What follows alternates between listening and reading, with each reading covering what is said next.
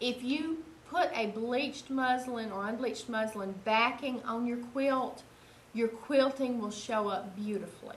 If you put a solid color backing on your quilt back, it will show up beautifully.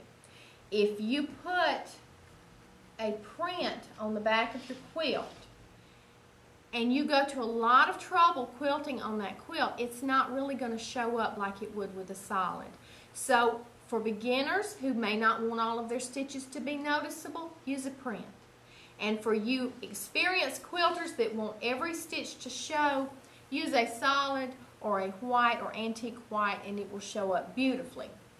Another thing, when you piece a backing, if you want it to match the quilt top and you use one of those fabrics and you piece that backing, you've got to remember you're going to have the bulk from the seams in the backing and the top. If you do use material that's not wide enough, take the one large piece and put down the middle and then seam material on each side and center that on the back of your quilt so that your seam won't run right down the middle of the back of the quilt. Many times it's difficult to line the seams up on the back where it runs straight on grain on the quilt when you get it done.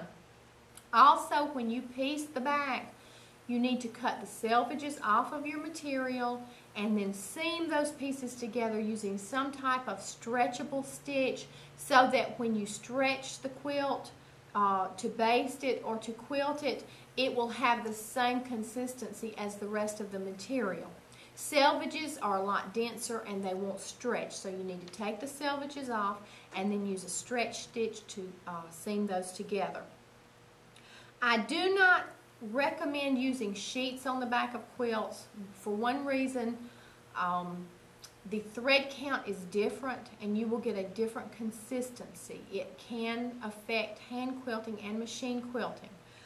Many people use sheets and they're happy with them. I'm not saying you can't do that, but I prefer not to use them. I like the wide materials.